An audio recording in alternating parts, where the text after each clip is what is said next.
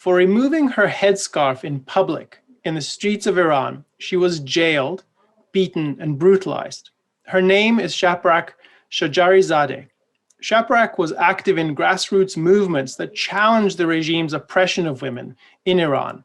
She was arrested for opposing the law that makes it compulsory for women in Iran to wear a headscarf in public. After being persecuted by the authorities, she managed finally to flee Iran. Now, having been granted asylum in Canada, she's outspoken in the fight for human rights in Iran. In 2018, the BBC named her one of the 100 most inspiring and influential women around the world. Shaparak is also a senior fellow at the Raoul Wallenberg Center for Human Rights, and recently she co-authored a book in French about her struggle, Freedom is Not a Crime. Shaparak, thank you for joining me today. Welcome. Thank you. I'm really grateful for inviting me to your program and letting me talk about Iranian women to your audience and to the world. Thank you. I wanted to talk to you because I've been reading your book and I've been really impressed by your reaction to the Iranian regime and how you withstood it. I want to just bring out some of what it's like to live under a regime that is theocratic, that really puts religious rules in place, just to get a perspective. So what your experience was like, and then just to widen it a bit to what is typical for women under those rules. And mainly because you really stood up to those rules. So maybe we can start with this. You know, I was really struck in your book that you say that the Iranian regime, and I'm translating from the French, I hope I got it right, the Iranian regime would rather see its women dead or silenced than free. And you grew up in the post-revolutionary period in Iran. So tell us a bit about what it's like, what the religious rules are that women are subjected to, and how these rules are enforced. You live in fear. In all the countries, police officers are kind of, for women, it's kind of a protection in the streets, in public. When you see a police car, you feel safe. In other countries, when I was traveling abroad outside Iran, it was like that for me too. But inside Iran, when a woman is out in public, we never feel safe, because it's the matter of time that maybe someone, a police officer, one of those special forces for arresting women, they call it morality police or gasht irshad. It's like a living under the shadow of fear. And at the same time, eventually you learn, when you grow up, you learn that you don't have many rights and you have to compromise with this. When you're in a certain age, when you're a teenager, you learn that you cannot ride a bicycle anymore because you're a woman. And when your body is growing, they're going to arrest you for riding a bicycle. It's not written in law. It's not written anywhere that women can't ride bicycles, but that's the way it is. Eventually, you learn that you are different from boys, and when you grow up, you learn that you cannot, if you get married, you cannot get divorced easily. You can lose your child if you get divorced. That's eventually you learn that's the way it is. But at the same time, even before I get arrested, in my book, I told people that for my first marriage, even though I knew that I don't have the rights as men, in the courtrooms, I was surprised to see how they treat me. I was a normal woman, but they don't treat women who want to have a different life. Getting a divorce is not, is acceptable by those people. So when you were in the courtroom, your testimony, your former husband's testimony, are they equal in the court of law? No.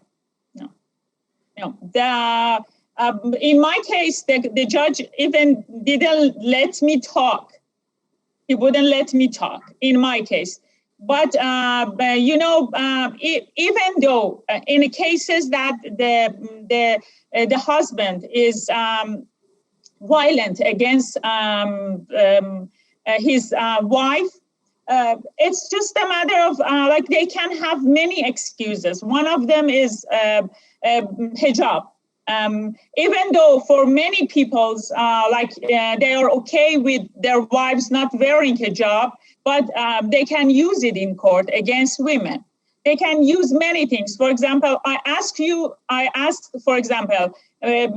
husband can say, I asked her not to go visit her parents, and she doesn't listen.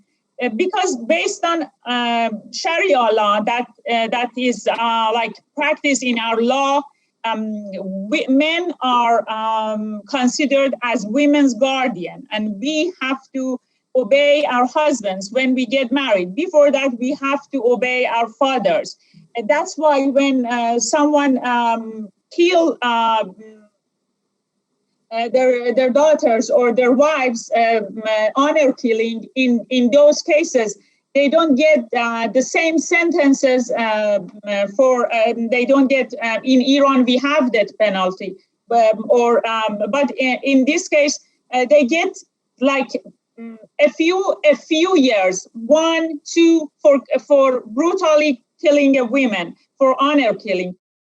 You say in your book that at a certain age, you just realized that even though the society and the government are pushing everyone to obey Islamic religious law, you yourself decided it wasn't really, you didn't find it resonant with you, you weren't believing, and that you also didn't want to abide by the requirement of wearing a hijab. So you got more involved in this grassroots movement, which I'd like you to tell us more about. So the White Wednesdays, tell us about what was the inspiration for that, and how did it work? For me, White Wednesday is was like a window for being involved in a movement, it's been a few years that's around the world that social media helped the movements, and it was the first movement that asked everybody, ordinary women, to get involved. I was very fascinated by women's movement around the world, and I was looking for an opportunity to get involved because in that specific time, I had realized that if you wait for other people, activists, like the elite part of the society, to do something for you, that's not gonna happen. And reading and reading books and watching films about women's movement around the world, especially suffragette movement, I realized that ordinary people have to be involved to change the laws. And for me, for Iranian women, opposing hijab is not just opposing headscarf, is opposing more than 40 years of violence following that rule. So tell me, so the progression, if I understand it correctly, is that at a certain point this grew and it became really prominent. And so one of the women that made headlines, I read about this, I remember at the time, her name was Vida Movahed. And tell us about her and what role she had. Yes, the movement was going on for several months, and first the news in other countries, then Iranian news in abroad. Everybody were talking about it, and the government was fighting back. But after several months, this I can say, mysterious young woman, went up on a utility box in the center of the city. It's like downtown, and those places are so crowded, and moved her headscarf on the stick, and it was just it was fascinating, and the way she did that, and having it like a white flag, and standing up, it changed the whole concept of our protest, and it was like a street performance, standing against the government, and say to the authorities' face that this is it. I'm a woman, and I'm peacefully protesting against the hijab. And she was during that time, for a while, nobody knew who she was. After a few weeks, I guess after a couple of weeks, Nasrin Sotoudeh and her husband went to that area and asked around, and went to the police station and found out about her name. She was imprisoned for 1 month during that time. But after that, during the time that there was no news of her, the movement got bigger, and we were, I guess, in the news around the world.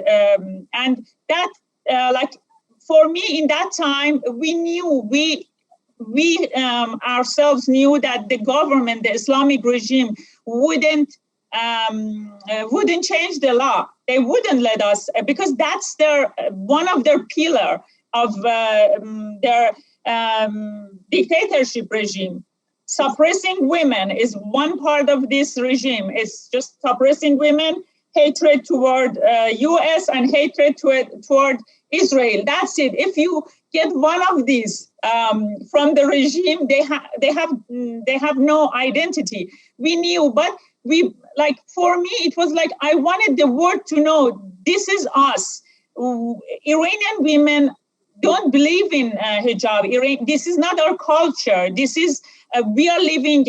When I was talking, I had many interviews during that time with foreigner reporters, and I was telling them. We are living like other women around the world. We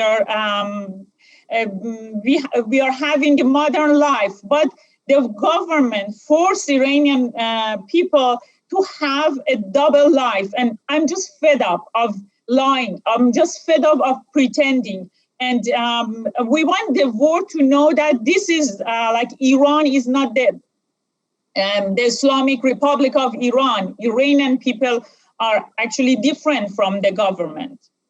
So I want to talk a bit about the very difficult experience you had when you were arrested a number of times. And one of your book opens with a scene where you're arrested and your son is there. It's hard to read that, just to think about what the experience was like. Tell us about, when we think about being arrested in the United States or in Canada, where you live now, or in the UK, we know what to expect. You are arrested, you get to have a phone call, you can talk to a lawyer. There's certain things that happen. So just describe what your experience was like being arrested, and what were the charges put against you? Before that, I was arrested for hijab, and I knew that there would be some slut shaming, verbal abuse, and something like that. But in this case, I expected to be treated as you say in US, having the right to talk to your lawyer, or having your lawyer involved in your case. And for that, 2 weeks before my arrest, I had it was I had many attacks on social media, and some people found out about my identity, and I was very worried. And so I contacted Nasrin Sotoudeh and asked her, and she immediately accepted me. Because before I got arrested, my face was all like on the news. New York Times printed one of my photo. So when she saw my photo, she recognized me and accepted me. And I was expecting to have her involved, but I was shocked. They wouldn't let you even call your family to tell them that you are arrested. In many cases, if you follow like Iranian human rights situation in Iran, you would realize that the family says like our son or our daughter is disappeared for many days. Then they would find out that the guy is arrested. They wouldn't let you tell your family, let alone your lawyer. And they tell you in their face that they can do anything with you. They can pin any accusation on you and charge you with anything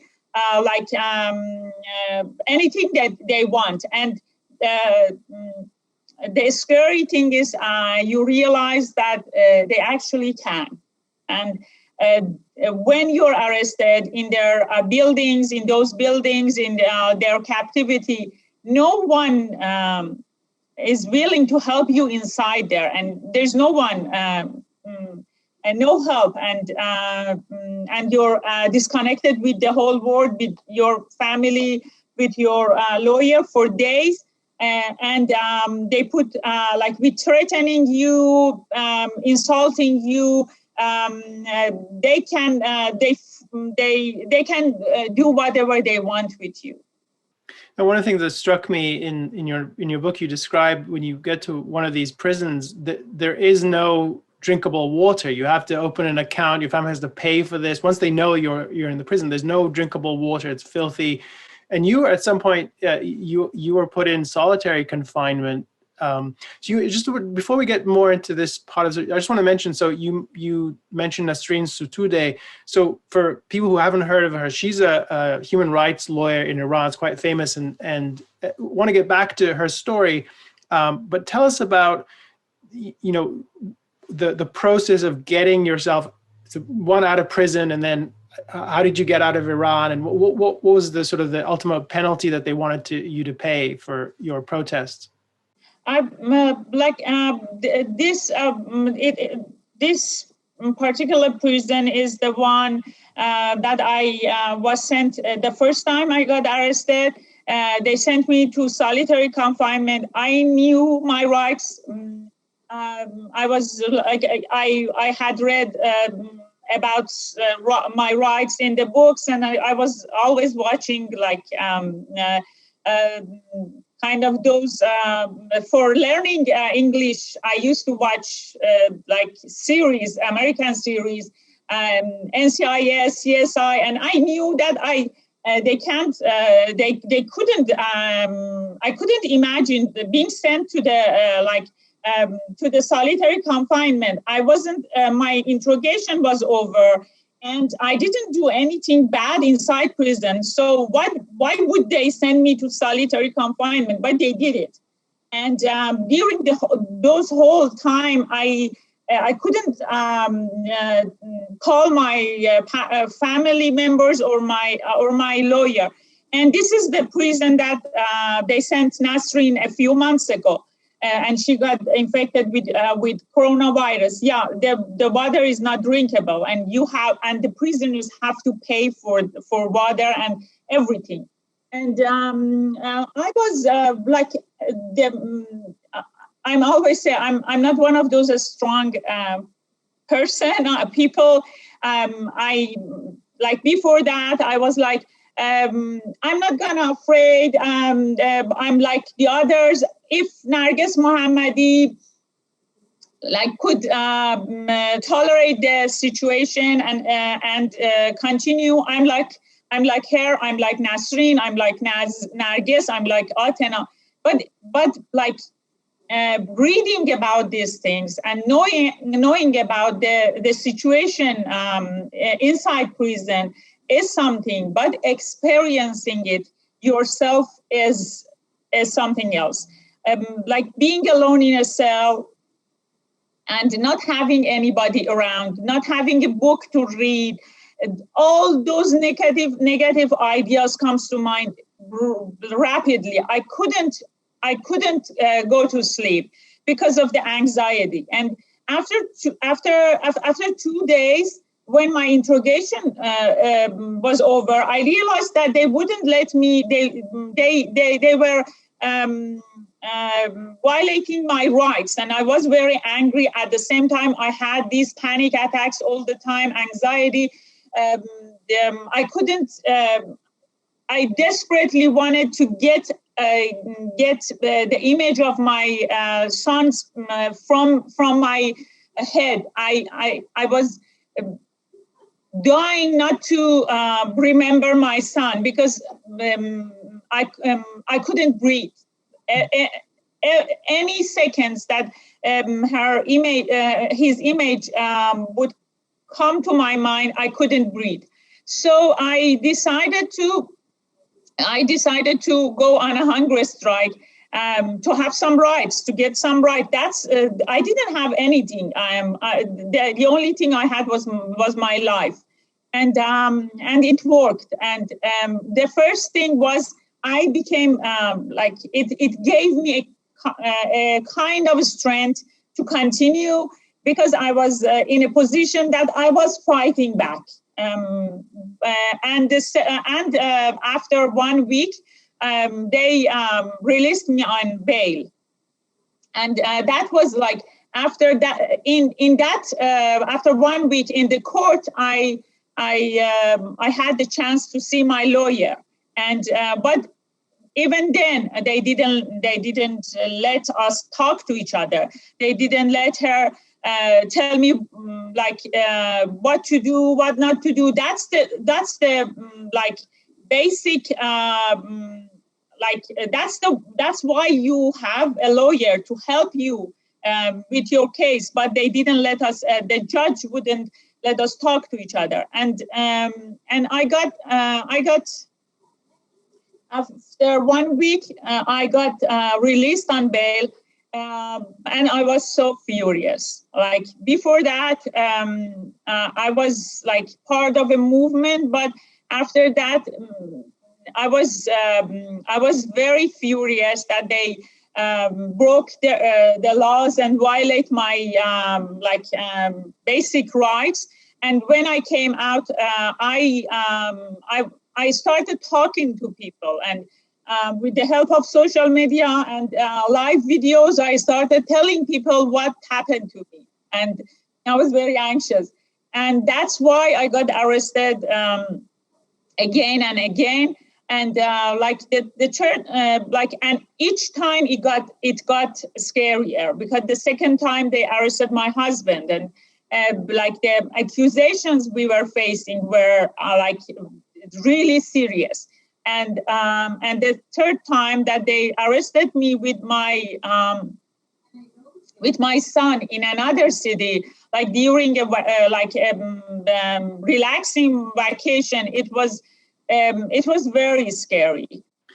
I want to just turn to a couple of other topics. Nasrin has become more of a character in the story so far, and I want to just share, if you could tell us more about what her reputational standing is in Iran. You mentioned she was put in prison and she contracted coronavirus, and I believe she's now currently on. She's been released on medical leave, but she has a very long prison term. I think she got 38 years in total and 148 lashes. Is that right? Yeah. And this is for all sorts of things that she's been doing in terms of human rights. Not a single case, just the fact that she's been active, and so there's multiple things. Yeah, for like for in specifically for our movement, it's like supporting our movement and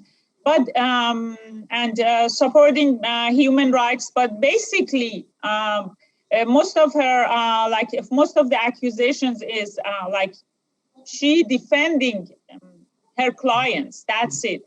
She was defending her clients for like in different cases, and they were all people, political activists or civil activists.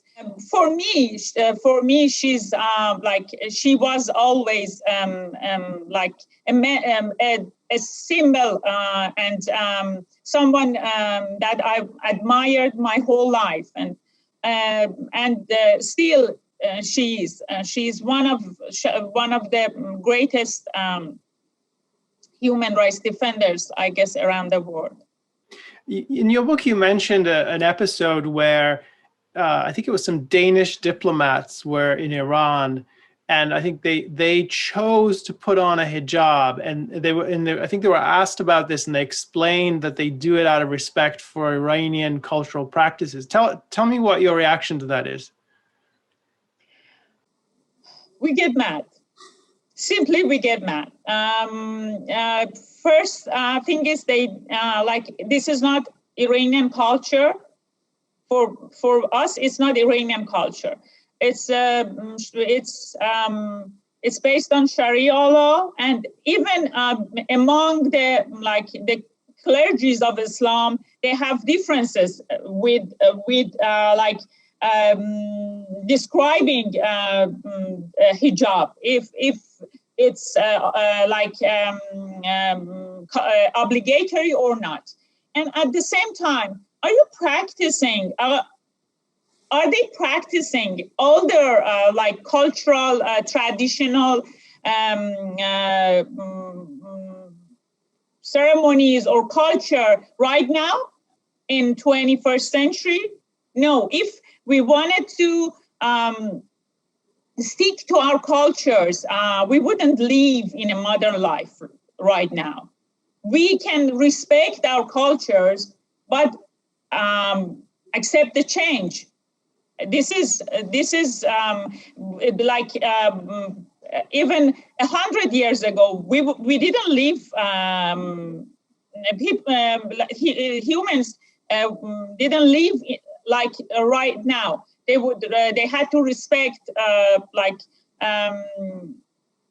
religious leaders. They had to respect their kings. But right now, even if they have a king king or queen in their country, they have the right to criticize their king or queen. So the whole thing is like make us mad. And now, after our movement, now that many women are in jail for protesting compulsory hijab, respecting this law is kind of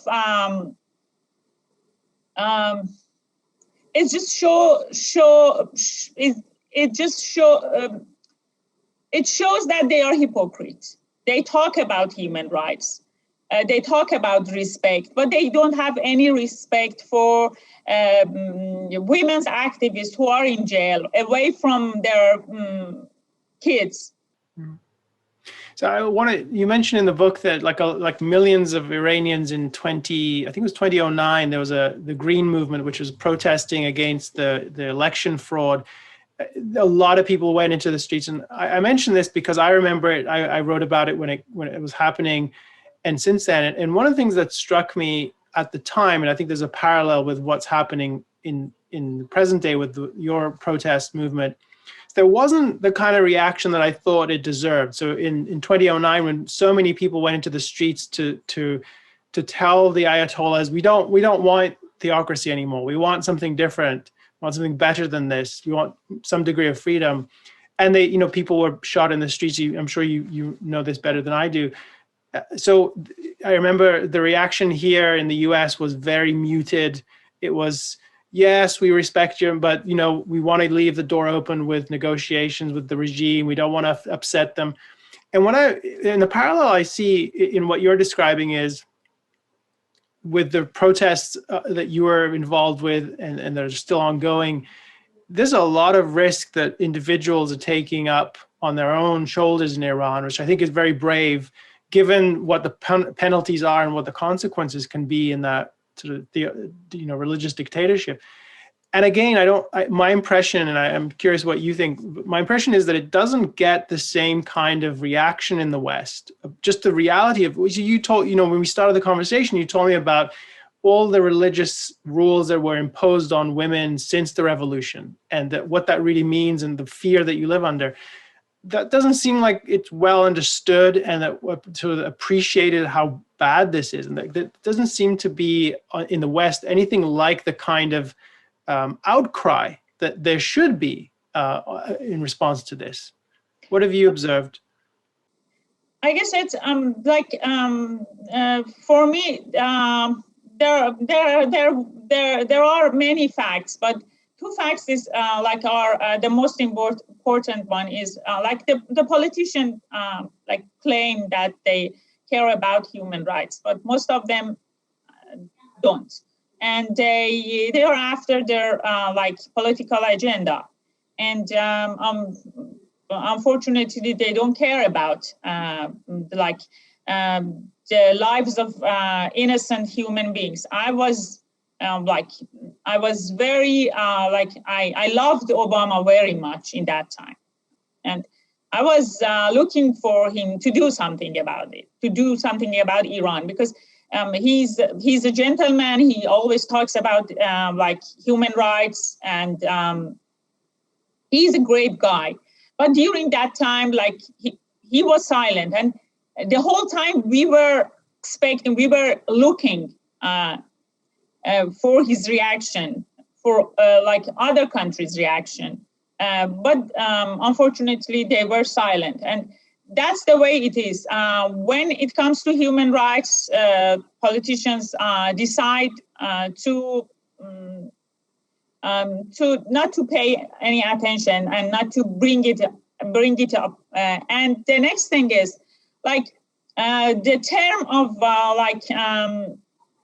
the term of using Islamophobia in the West, and the way that human rights activists defend Islam is kind of disappointing, because this phrase is used for the first time by the Iranian government. And it's great that when a right of a Muslim person violates around the world, all the people talk about it. Human rights activists talk about it. Politicians or activists wear hijab to support them. But it's been 3-4 years that the Iranian government is violating women's right in Iran, having sentences more than 20 years for a girl for a woman who's 20 years, and the whole world is silent. They don't care. Those human rights defenders who talk about Islamophobia, which is great, they don't talk about these women. They don't talk about these aspects of Islam. This hijab is a symbol of sexism, whether you like it or not. I respect the people who chose it, but if you chose it yourself, that's respectable. But when they force women to just women, not men, when one sex to practice specific things, that's sexism, and the world doesn't care. They don't talk about it, and that's what makes me sad. And for example, wearing a few months ago during Ramadan, some Canadian politicians, female politicians, wore hijab to say greeting about Ramadan, and it's insulting. Like having a headscarf loose around your head, like for a few minutes, it's not hijab. Why would you do that? It's disrespectful to the women who are forced to wear hijab around the world, not just Iran, in other countries, like in some Muslim communities. It's not the government, but the community itself or the family members force women to cover themselves and wear hijab. And that's kind of like disrespecting these poor women who are under pressure. That's why I don't know why the Western government are, the Western community are like that right now. Yeah. I mean, you mentioned the Obama reaction. I didn't have great expectations of his reaction. But I was really disappointed even so, because I wasn't a big fan of Obama at all. But when millions of people were in the streets and they were very outspoken about what they wanted, and to me that was such an opportunity to say something forceful about whose side you take. I came to America as an immigrant because I love freedom. I want to be part of a movement that celebrates freedom. And when I saw that, it was demoralizing. I wasn't marching in the streets the way you were, but it was demoralizing for me to see that the leader of the United States couldn't take the step of saying to the people in Iran, I'm on your side. You are on the right side of this issue. You deserve the freedom you're asking for. So my reaction was very profound and negative. And the other thing you mentioned is really interesting, because I've encountered this kind of thing when I give talks and on college campuses and other occasions. It is striking that there's a lot of concern about Islamophobia, which I think is. So I'm all in favor of respecting the rights of individuals, whatever race, whatever religion they are, and so on. So if it's a Muslim person who's being persecuted, they have to have their rights protected. I'm all in favor of that. But that seems to have an outsized focus compared to the kinds of issues you've been telling us about, which is people really risking their lives and risking their future to get. I mean, we're only talking about a few inches of freedom. We're not talking about liberating the whole of Iran. We're talking about being able to go and be an equal member of society. Just, being born a woman in Iran is it sounds like you're really at a huge disadvantage with the not facing violence every day when you're in public. Just that for us, just not having violence, not having this fear that someone can come insult you, beat you up and get away with it. Even normal people, like those religious people, they can easily insult you or hit you and get away with it, let alone like those officers. We just wanted to end this violence against women. But when they come into the agreement, the Obama came into the agreement with the Islamic Republic, we didn't see anything about violation of human rights. We didn't say anything about people having the rights to have demonstrations and rallies in the streets, and even based on their laws, the book of their law, we have the right to have demonstration in public. But every time people get suppressed by the highest measure of violence. And last November was the worst, when they used automatic weapons in some cities around the world. But as you see, the world was silent, but it was good that at least the United States president that we saw that they had, at least the U.S. president was cared about it, and you don't know how much Iranian people look for any supports from around the world. Normal people. Yeah, I was just going to say, I remember I heard you speak at an event, and you talked about how sort of the disappointment you see with the way the UN reacts to Iran. And so Iran is treated as this ordinary country, civilized, regardless of all the rights violations that are happening. And I believe Iran was put on a commission having to do with women's rights recently. Is that right? Yeah. They had the Women's Rights Commission in U.S. and you know what? In the United Nations conference, Iran's representative, they come and they lie and they go, and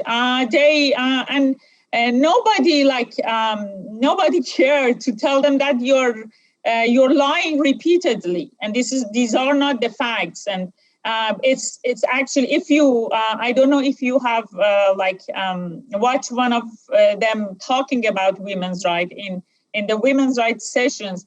It's like a joke when they talk about it. And a few months ago, the Iran's representative was talking about violation of women against women in U.S. And I was like, good to know.